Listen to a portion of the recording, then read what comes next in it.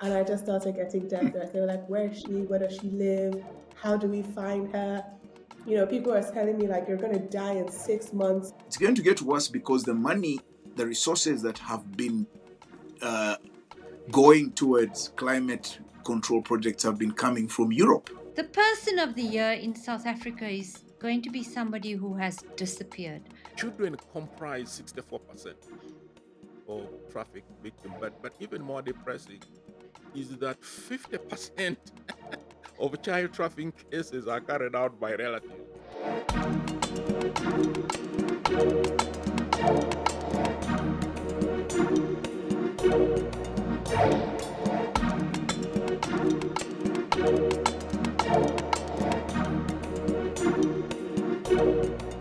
Good morning. Welcome to the Bad Natives podcast. Ade Sage out here in Abuja. Before you listen, remember to like, subscribe, and share. And you should be a bad girl like me and Ferial. And this is the bad native from Kampala, Uganda. This is Robert Kaushenga, about to do something crazy this Sunday. Guys, I'm going to run 90 kilometers in South Africa. I mean, me, I would have to be paid a lot to do something like that. This is Charles Onyango Obo in Nairobi, the city in the sun. I'm Ferial Hafaji in Johannesburg. Also, quite a sunny, beautiful day here. Looking forward to watching the race that Comrade Bob will be part of. But Adesiwa, I would like to start with you. On our WhatsApp group, you placed a very worrying message in the week that you had received an extraordinary number of death threats online. I wanted to check in with you what happened there and what did you post? Because when I saw it, it was an offshoot of an angle which we had started looking at on the Bad Natives. Yes, it seems I was coming for IB. That was the story, that I was coming for Ibrahim Traore. Did not realize that he had a nickname on the internet, but you learn something new every day. I had just done a video on TikTok saying that people should be careful with the propaganda around Traore and the propaganda that's pushing us away from democracy in West Africa. And I had also said that quite a lot of the propaganda is not coming from Burkina Faso itself and it's not coming from Traore. It's all on the internet. And I got attacked. And then a very popular Nigerian blog picked it up and they captioned it Yoruba Nigerian woman who is always criticizing Traore is told to stop, because there were quite a few videos done in response to my video. Now, that is like a dog whistle to bigots, because I am not, well, my mom is Yoruba, but how they look at it is that I'm Bini. My name is Bini, but it can come across as looking Yoruba. And I think it triggered a lot of bigots who were like, oh, this means she's supporting Tinubu because he's Yoruba, so that's why she's not supporting Traore. Um, and I just started getting death threats. They were like, where is she? Where does she live? How do we find her? People are telling me like you're gonna die in 6 months. Screenshot this, or we're gonna find your brother, because I guess they were going through my social media. Like, oh, is it because your brother hasn't been killed yet? And it was the day of my best friend's wedding, so my phone died. I was so upset. I couldn't take videos. I couldn't do anything because my phone was just constantly like I had to put off all my notifications and stuff. But for me, it wasn't really about, and most of these people were Nigerian. I think that's another thing that's very interesting, is that most of the people who are sending me these death threats are Nigerians who are in love with Traore and this image of him and are very protective of that. And they were like, USAID is funding you. That's why you don't like democracy. Like, look at this coconut, look at this traitor. And I was like, wow, we've lost the plot. I was like, we've really lost the plot. Like, we've lost the plot. So that's the genesis. That's the summary of what happened last week. And so, have you taken steps to protect yourself, or do you feel like that these threats will remain online? Because often they jump Well, out into the real world. I think they'll remain online. I looked at quite a few of them. A lot of them are in like different places. Some of them are Nigerians in the diaspora, quite a few. I did reach out to like my friends in the security services to be like, this is what's going on, and they're like, okay, you have to take certain steps to protect yourself, particularly on social media, because you didn't start off as a public figure, but now you're clearly one, so you have to be more, circumspect about like what you post, when you post. Um, and so I'm definitely taking steps to protect myself. But yeah, it was very stressful on the day, especially because I was like out, and I think I Mm. just didn't expect it. But since then, I don't really feel as much stress about it. Yeah. I'm glad you're looking fine and joyous after the wedding season. And Robert, you head to South Africa. Um, Yeah. Tell us about that. What are you coming to do? I saw quite a bit of it on socials. So this is Africa's oldest ultra marathon. It's now 98 years old or 99. So it's a between 85 to 90 kilometers. So last year we ran from Durban to Pietermaritzburg. So this year we're running from Pietermaritzburg to Durban. So by just doing that, we have added another 4 kilometers, and it's called the down run because the altitude from Pietermaritzburg, you go down to sea level. But the real reason I am doing it is for something completely vain. It's for bragging rights, really, in our running community. Because when you do that run back to back, you get 2 medals. So I didn't want guys in my group to tell me that I've only done the up run, I've never done down run, I haven't done back to back. So I want to close that deal. So the next time we have, and there is also a rule we've set up in our running community now. When we have a community run and we have a breakfast, the people who have taken part in this run are called comrades. The comrades sit alone. We don't sit with commoners because we have. So you are you're going to be proper comrade Bob. The Yes. very best of luck to you, and I look forward to hearing how it went. Charles, what's top of mind for you this week? Ah, ha, ha, ha, ha, ha. It's there is you remember last year Kenya had the Gen Z protest. Now this year there is a very young woman. I think she's 25 or even less. She built a website which allows you to interrogate the new tax bill, finance bill, in a very, very simple way and engage and, dissect it and all that kind of thing. And she's been arrested and charged in, she's tried. So there have been a lot of, a couple of Wow. small demonstrations for her freedom. And it comes on the back of, this activist Boniface Mwangi and the Ugandan Agatha Kire, who were arrested and tortured in Dar es Salaam, Tanzania, and this week they did a press conference which they spoke some of the things they went about, and just the sexual assault and abuse that both of them suffered. It's really shocking. So we are in a very interesting place. So there's a couple of things boiling, and we, you know, they have kept us fairly engaged. What's the person's name? I'd love us to look at the website. Eh? She's I called will, somebody in Jerry. In Jerry. Jerry, Yes. yeah, I need to find Yeah. her name. I'll share it. I'll share Okay. it. I was wondering if we could go to Niger State and just look at the floods there this week. Charles, would you like to lead us on that? Because they were very severe. Many people killed, the most severe flooding in decades, I think. Yes, yes, absolutely. Because there were floods. I think one of the worst that Nigeria had recently, but and I think 200 people are dead so far. About anything about close to 5,000 people displaced. But the thing with these floods is, first of all, they are, just their frequency is very troubling. But if you look at the bigger threat that they pose, you know, Ni- Nigeria Nigeria has 36 states. 34 states are affected by these floods. And, the country has in recent years lost 26,000 hectares of cropland. So, Hmm.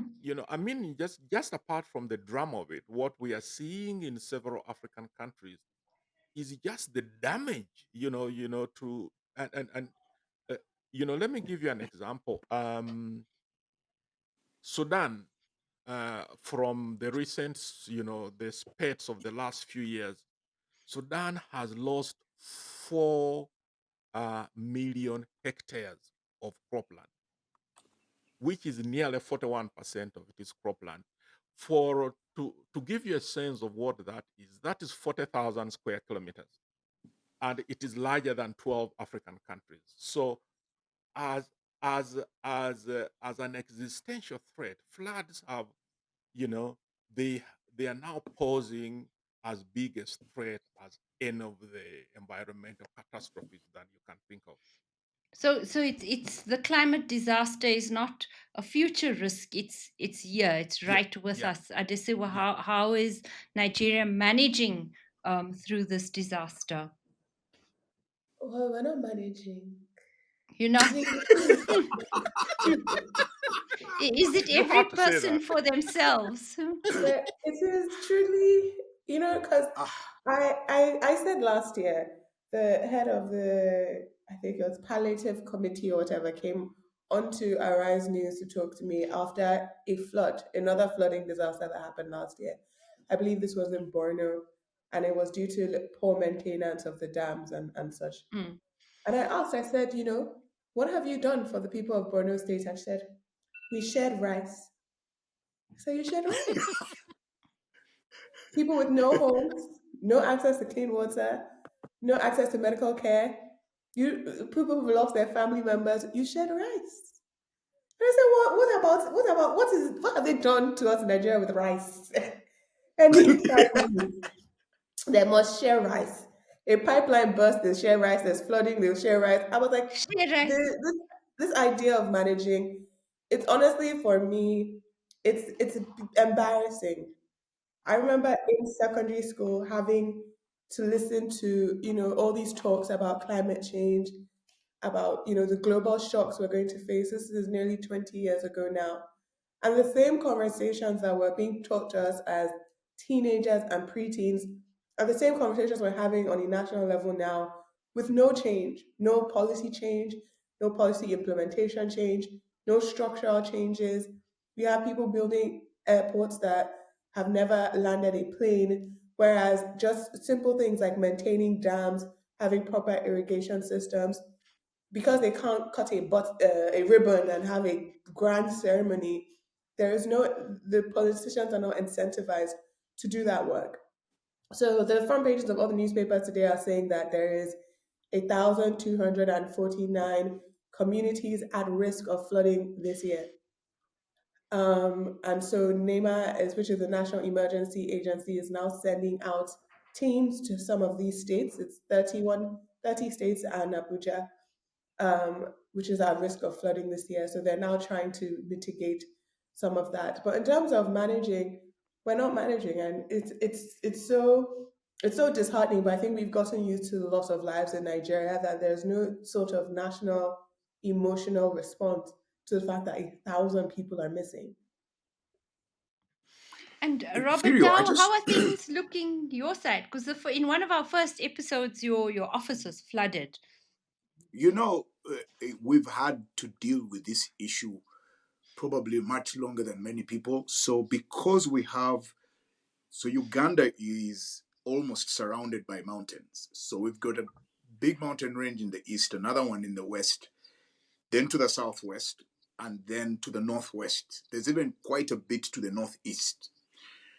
Because of that, we've been experiencing landslides for a very long time. In fact, there is in a western town in Uganda called Kasese, where there is a raging river that, as a matter of routine, every year it comes down and it causes a disaster.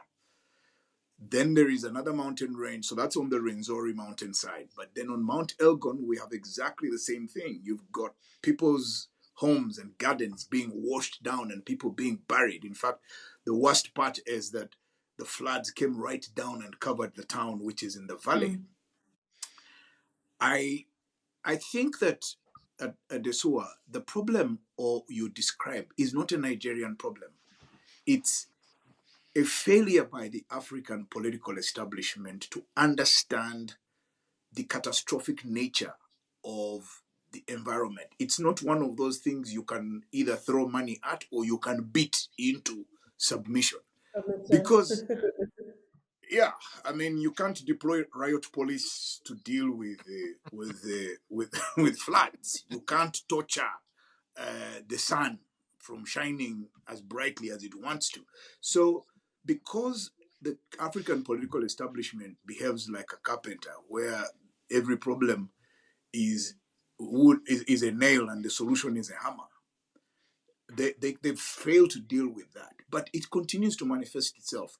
And I just want to say to you guys that there is something, a decision I made, a very personal decision. You see, I made a decision to send my son to school in Netherlands. And the reason was the Dutch told me something because I have this great respect for the Dutch. They are so precise in the way they do things. And they told me that they live, half of their country lives is under the sea. It's under sea level. Mm. They told me they have not had a flood in 70 years. And even when there were floods in Germany and Belgium because of the Rhine River and they are the Delta, they didn't get flooding in the Netherlands. So those are countries that understand the need to manage nature. How did the Germans clean up the Rhine? So I think that the thing that's going to force our hand is that it is going to be unbearable to live in this part of the world. And it will probably get to that. For me personally, the threat is very simple. It's threatening my coffee business. How is that happening? Coffee is a temperature crop. So there's now threat to the sustainability of Arabica because the temperatures are going up. And so it may no longer be possible to grow Arabica in either Ethiopia or Uganda because the temperatures are going up. So we're now looking for varieties that are drought resistant. Even though the type that I grow is Robusta and it's supposed to be robust, it is struggling because of heat distress and the lack of water. So those are the things, in my view, that should be occupying political office. But unfortunately, just the need to maintain and control power has become such an all-consuming enterprise that there isn't much time left or even resources allocated. And here's why it's going to get worse. It's going to get worse because the money, the resources that have been uh, going towards climate control projects have been coming from Europe, because And Europe is the America, yeah. continent. Yeah, so now, if Europe withdraws its money as it's doing now, because it needs to bolster its defenses, we're not going to have any money allocated to management of climate change. All we're going to have is money to buy Russian arms in the hope of maintaining control of state power. So don't expect much coming from the climate control side Sure. of things. So it's impacting your robusta crop already. I wanted to share a little story of hope, if I may. Our city most impacted by weather, inclement weather, and disastrous flooding has been Durban, where you're heading to, Robert. And as usual, government ill prepared, people's homes washed away. Several people have died, not as bad as scale of Nigeria, and a city government and national government absolutely unprepared. So charities have had to step in, people have opened their homes. But I read a lovely feature at the weekend, which is how civil society for months and months and months got together across class, across different groupings, across different geographies of the city, and came up with their own resilience map, which they've been so good at lobbying that it's now become formally adopted by the government. And I'm going to watch very, very closely to whether that translates from paper into practice, because it really is, from listening to you, it is the big story of our times, and perhaps it is people who are going to rise to the challenge But again. Charles has an interesting story, and I want to Mm, prompt him on it by please.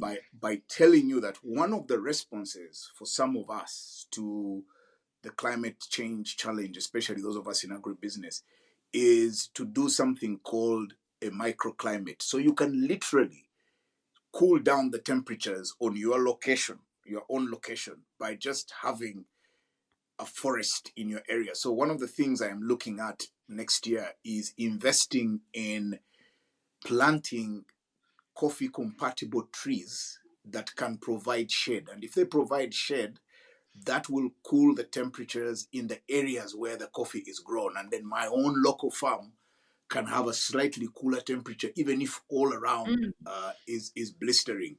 But Charles, please talk about that Yes, please. forestation wall that's being Please. built across, It's a because there beautiful are those types story. of initiatives that are already trying. Yeah, yes, Charles.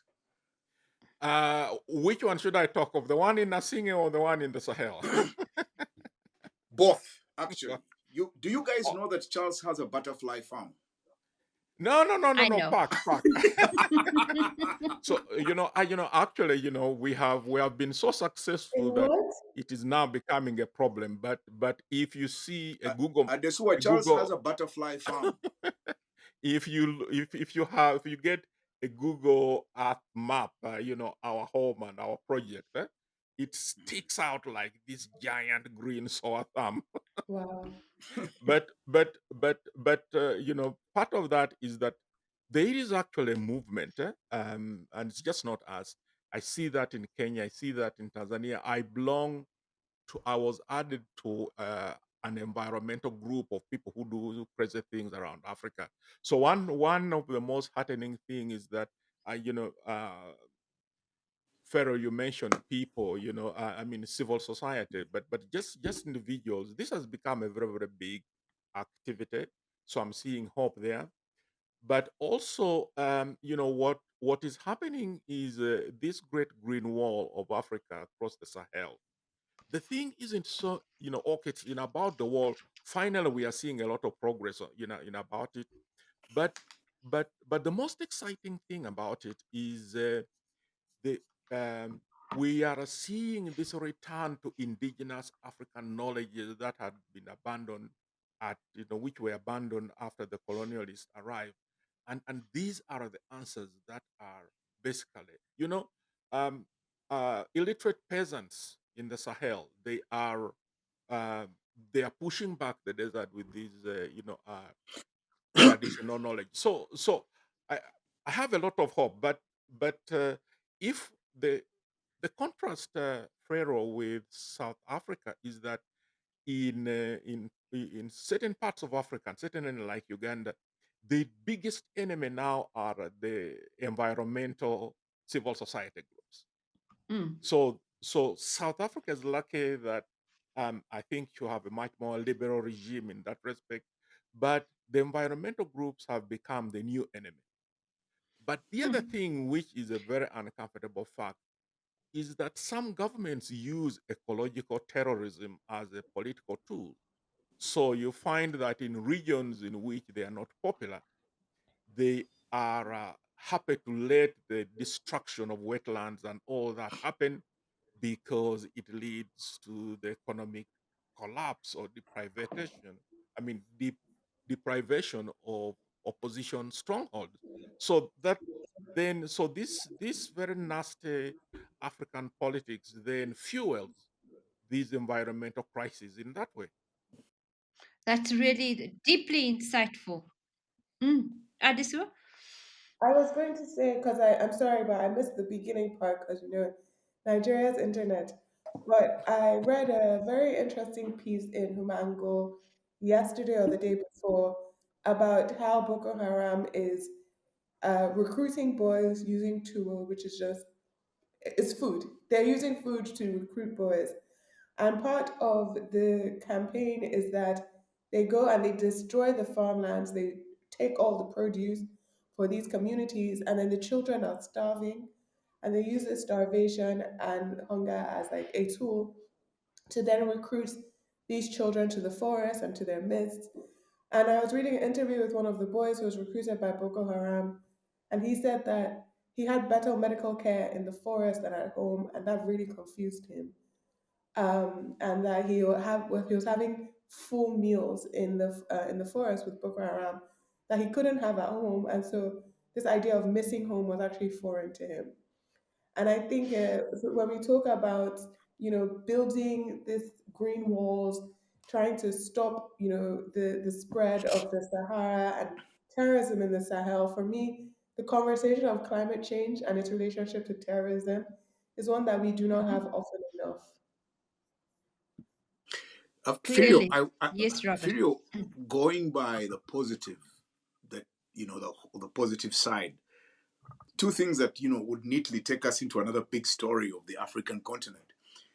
The first one is, so I've got these young guys who've sent me a proposal, just about two. I've been talking to them for almost a year, and they want me to enter a partnership with them on what they call carbon data for climate finance. And this is what they're saying to me. They're saying they would like to capture agroforestry and regenerative practices, and they want structured data collection for carbon sequestration, huh? And soil health. It's Now, good. You should buy in immediately because those are the kinds of young people who need our support. that's interesting Carbon because sequestration is so interesting.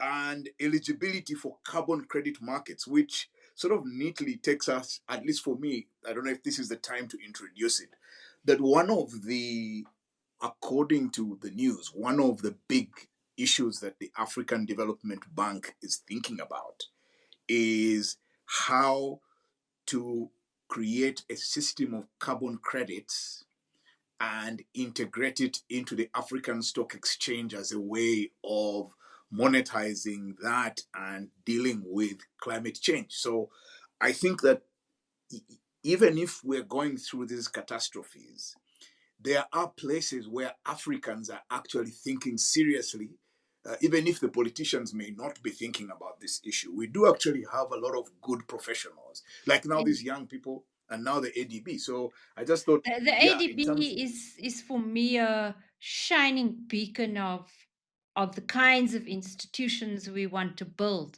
I was mhm, looking at its African Economic Indicators latest publication, I think out at the weekend, and I mhm. know it's off very low bases, but the growth rates which they're projecting for the continent this year are really quite phenomenal.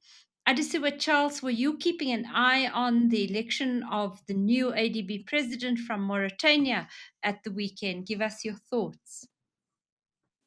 Well, yes, and again, my one of my favorite countries, Musanzi, it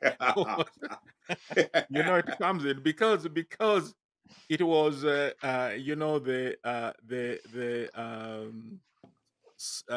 SADC had put forward the Zambian candidate, Mm, Samuel Maimbo, mm, and South Africa broke ranks and nominated their own candidate, Swazi Shabalala, and divided the vote. mm, Wow. So they, it just opened the door for a CDTA from Mauritania. But having said that, is that I think Tar is a worthy candidate. He's got great banking experience. He mm, is, up there with the Tiam, Tidiane. And I just think the fact that he's from Mauritania, which is a country which is dealing with some of these triple issues we have been talking about here. I think that he will bring sufficient sensitivity to the issue of climate change, which was an issue which Adesina championed, and I think because Adesina was He was previously agriculture minister, and he comes from Nigeria. I think that was why he championed when my friend Donald Kaberuka was president of the World Bank. His emphasis was slightly different, obviously, because he's an East African, and he, he comes from an environment where this is not a crisis. So the fact that we have Tar now, president of this, I think Bob, um, and Fido, you your prayers have been answered. I think the climate change and these agricultural and all these water issues and the related issues of security that they bring up probably will come on the radar. But it comes at a very difficult time because we discussed this. Trump has cut $550 million from the Africa Development Fund, which is the concessional arm of the bank. So I think uh, there is a crisis there. But I think on the whole, it was generally a good outcome.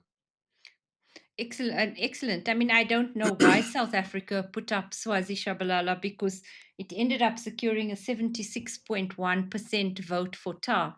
And I hope that he is going to succeed. Adisiwa, did you keep an eye out? And what do you think of those indicators? Are they built on strong foundations? Because they are suggesting that Nigeria is going to be pulling itself out of its growth rut. I don't know if South Africa can follow suit.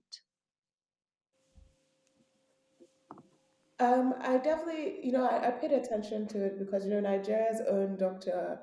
Arimi Akino was leaving. And so I paid attention to the elections and we had a correspondent out there. Honestly, it seems like everybody's excited about the outcome. Everyone's excited about the AfDB and the role it's going to play, particularly in this new global age where a lot of the money that we need for funding, it's a tighter noose. But the elections came in the same week where the president sent a $21 billion loan request to the National Assembly in Nigeria. And so it's happening in the midst of this conversation. You said Nigeria's growth indications are good.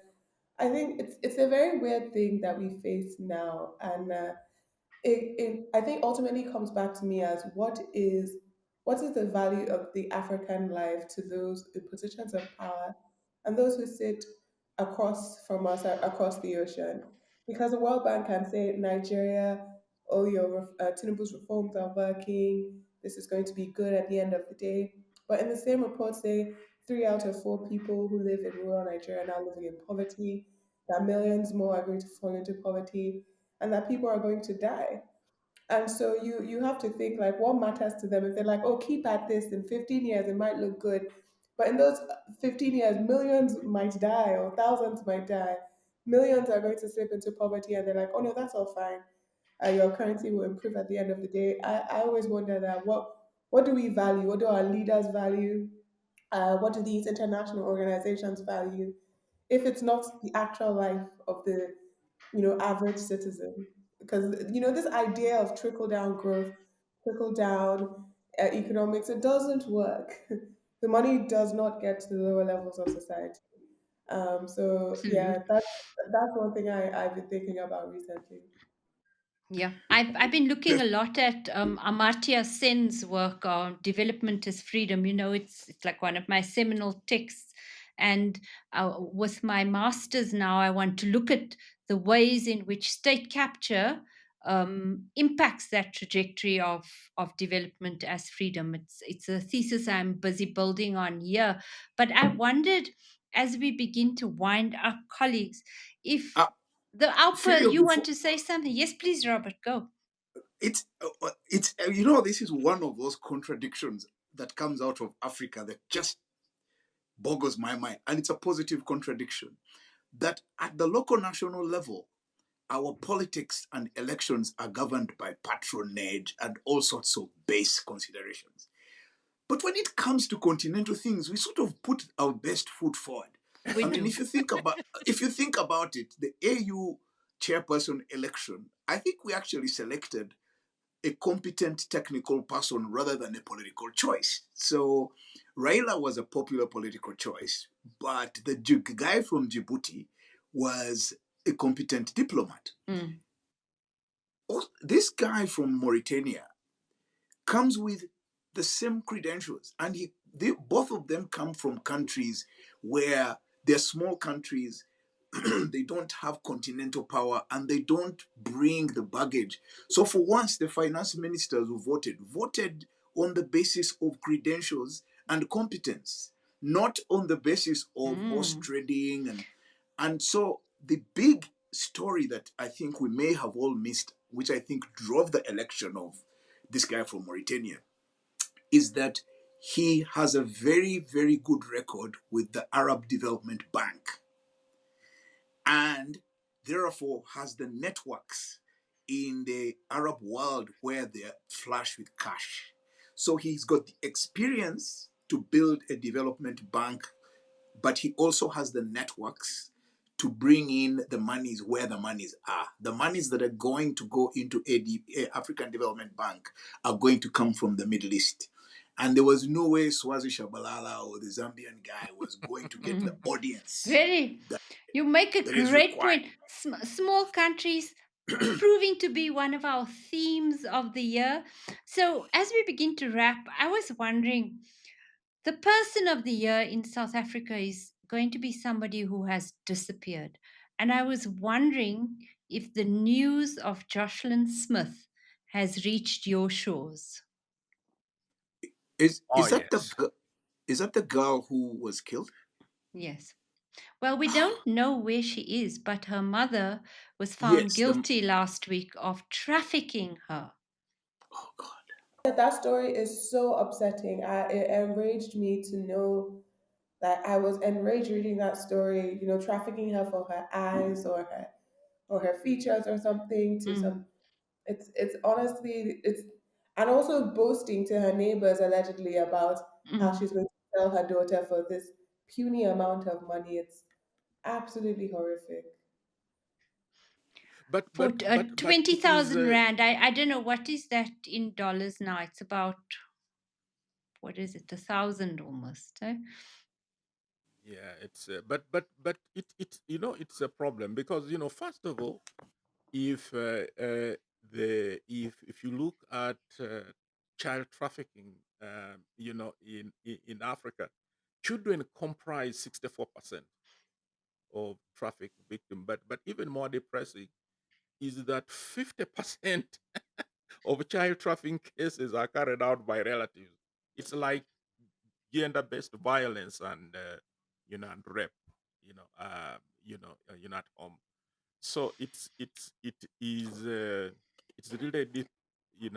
It's they are depressing numbers, and the South African story is just a microcosm of just a bigger problem that we have to deal with.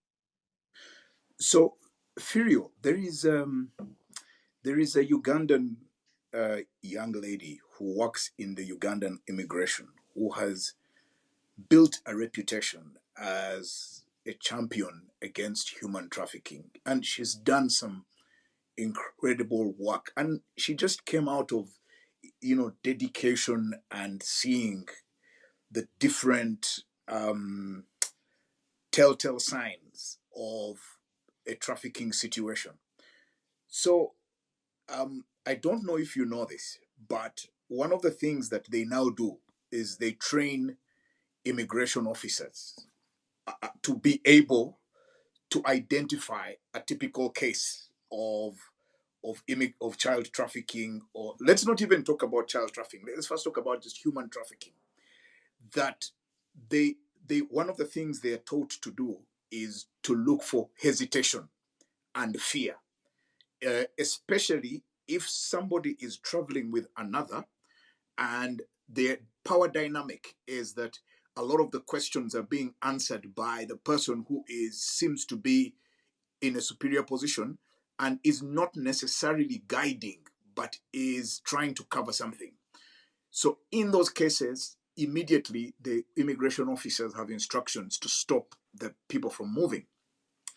But at the level of child trafficking, the reason that case of South Africa is very, very disturbing is because South Africa has some of the most strict child movement laws. Exactly. Mhm. They're so strict that my wife always needed permission from me to take our children to school, written. Till today, you can't travel with a child unless you don't have their birth certificate, written Eh, permission of the parent who's not there, written permission of their yes, parents. but I think while the while at the level that we're talking about in terms of management of the movements between countries, both into South Africa and out of South Africa, or in and out of African countries, where we are failing the child trafficking issue is first of all within the country, and as Charles said, relatives uh, are a very big factor of this movement. But there is something else, Furio, that's driving this. It is the organ trade. I Yeah. don't know if you're aware of how lucrative the organ trade has become. And that story did come out of a lot of these young people from our part of the world that are going to work in the Middle East.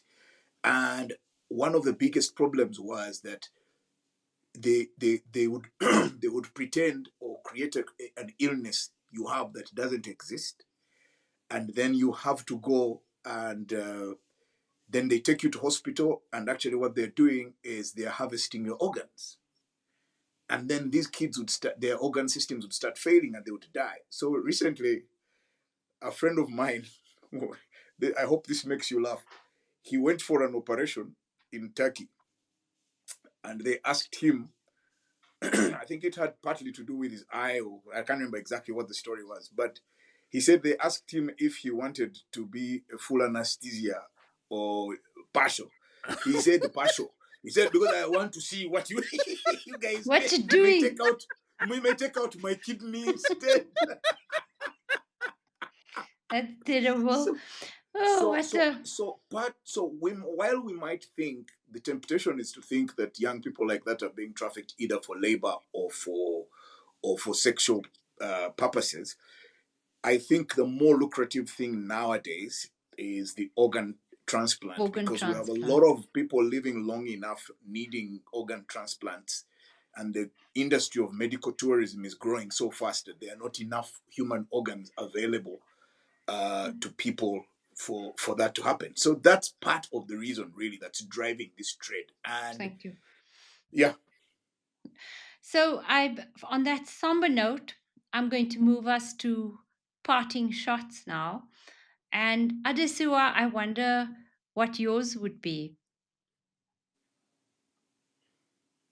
Has our senator been up to anything? She actually has, but I have. You Let have me a show. different parting shot? Adesua, we want her on the podcast.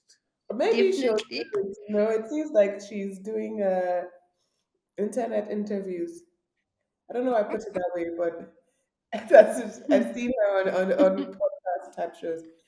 My parting shot is for President Tinubu because he celebrated his second year in office.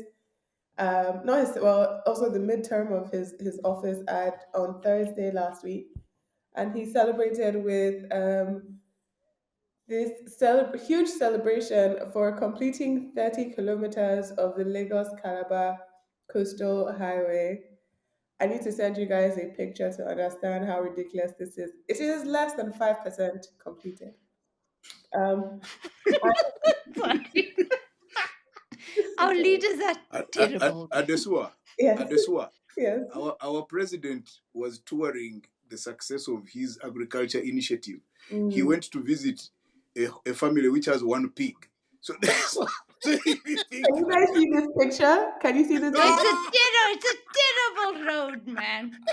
This is AI. This is Oh, AI. That's a AI, meme, isn't it? but this is an AI image that's just representing how ridiculous it is to celebrate completing less than 5%. They were like, this is going to bring billions to the country. This is so. And I was like, well, finish it first. And get halfway, get a quarter of the way, less than 5% completed. I know that's terrible, man. So That's a yeah, good and parting also shot. at the ceremony, it seems he snubbed the Lagos state governor. So that's another story. But Big that's my drama. parting shot.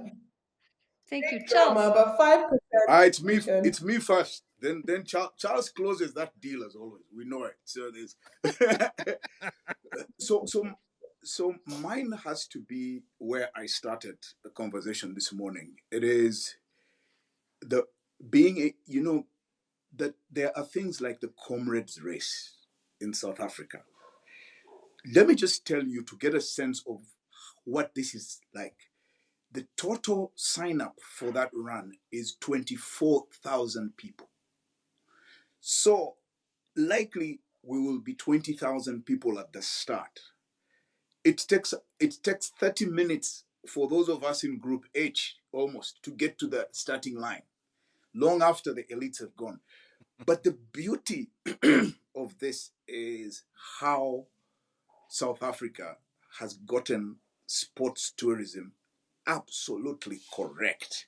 I mean, there was a story in one of the newspapers that showed the quantity of biscuits, the quantity of Irish potatoes, the quantity of gels that are going to be served, the amount of water. But most importantly, guys, there's easily 60,000 people who descend on Durban for the weekend. And if you think that each one of them can spend $100 in Durban in that weekend, that's $6 million into the Durban Peter Maritzburg economy. That is the way we should be looking at creating opportunity on the African continent.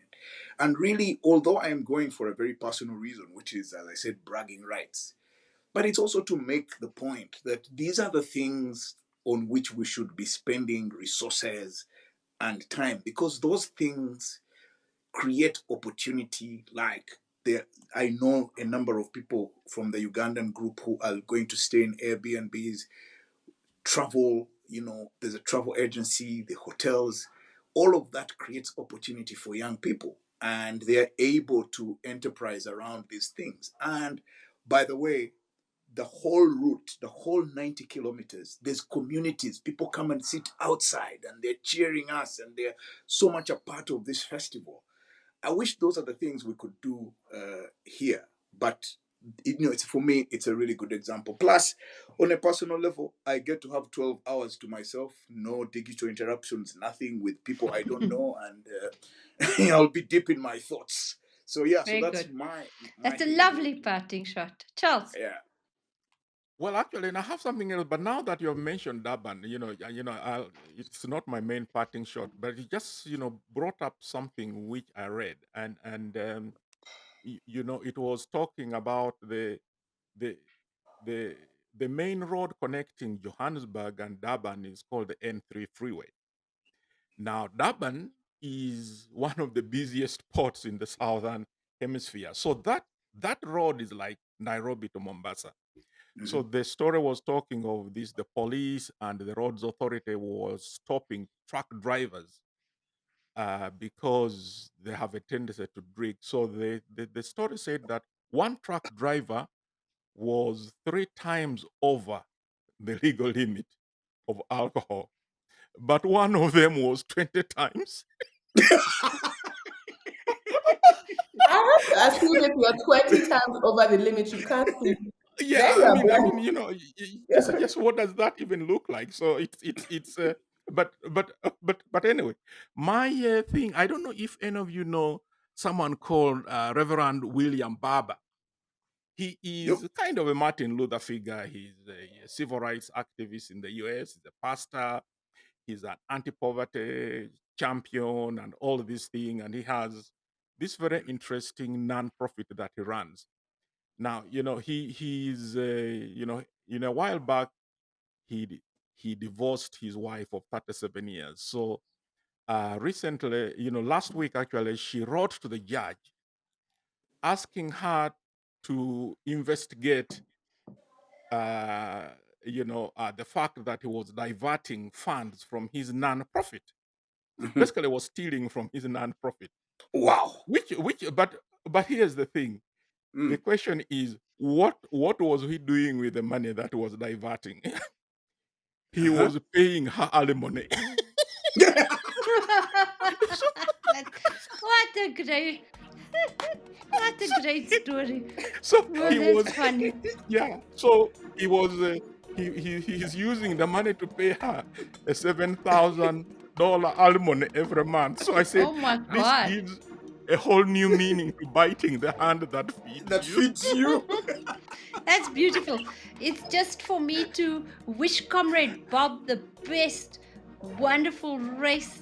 And we'll hear more from you next week. Remember to like, subscribe, and share. This is the Bad Natives over and out.